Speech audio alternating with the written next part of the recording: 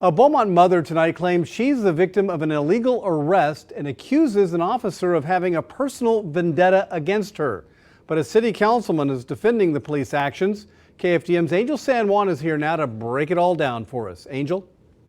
There's cell phone video of the arrest, but Veronica Quesada wants to make it clear she's not capitalizing on what's happened since the death of George Floyd, Rayshard Brooks, and others. In fact, after what happened in December, she struggled to find someone who would listen. In all transparency, she reached out to us weeks ago before George Floyd's death. At the time, much of our news coverage centered on the impact of COVID-19 in Southeast Texas, but tonight she's speaking out. This is Princess. 6 months ago on December 13th, someone contacted Beaumont Animal Control that the dog's owner was not properly taking care of her. Veronica Quesada says Princess belongs to her 16-year-old son, Raymundo. She says Princess is the family's watchdog. Veronica and her sons live in this trailer park off College Street. She tells us what happened when an animal control officer arrived at her home. He asked me why my dog was in the kennel, and I stated to him I had put her in there because she was trying to bite my neighbor who was trying to sell some fruit. The animal control officer then asked Veronica for a photo ID. I offered him my voter's registration. He told me he couldn't accept that. He told me that I needed a picture ID. I went ahead and I told him that mine had expired, so I didn't have it on hand.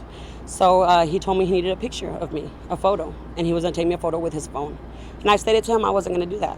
That if he's told me he was going to call the cops or the police officers and file for failure to identify. That's when the situation started to go downhill. The animal control officer called Beaumont police. The first officer to get there turned out to be a familiar face to Veronica.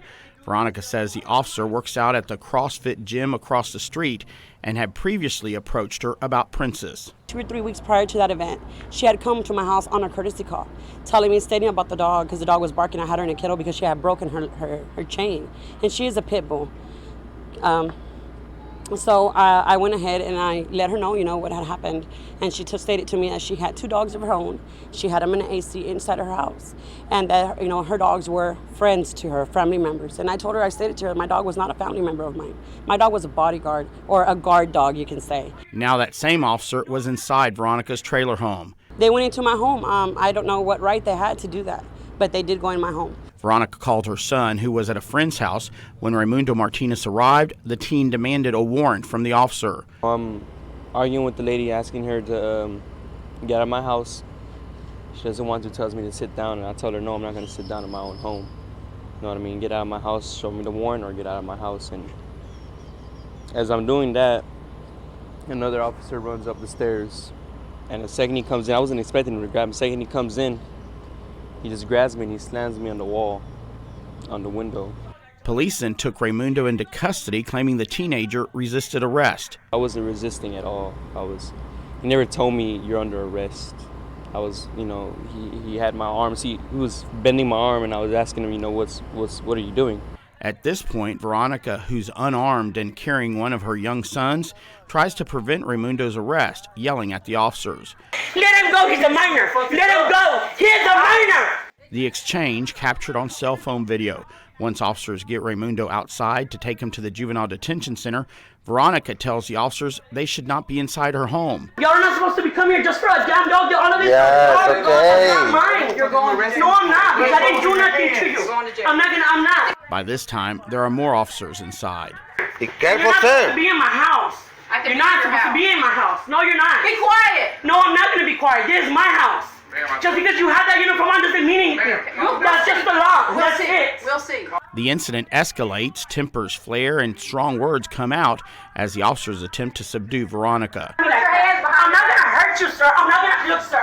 Do not do that to my arm because I'm not going to hurt you. Put the kid down. I will put him down. Just do not pull me. All right. And I mean it. Put the kid I'm down. not playing. I will put him down. Put the kid down. Look, I'm about to put you on the ground with I don't the need kid. all of y'all doing this. One. Put the kid down. Two. I feel it's ugly. They have no control over what they do because of the fact that they have this power behind them, and they're just hiding behind this badge. Once restrained, Veronica continues to question the officers' actions inside her home.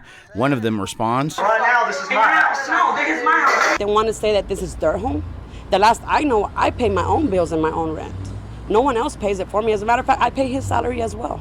and the police officer who first arrived tells the others, He needs to be in custody for fellow ID. Beaumont police take Veronica to jail and charge her with resisting arrest, a Class A misdemeanor, but she calls it an illegal arrest. For months, Veronica has tried to shed light on what happened to her and her son, claiming the initial officer is an animal lover who Veronica believes had it in for her. She was already here to arrest me to begin with because she said that the animal control officer called her that I had failed to identify myself.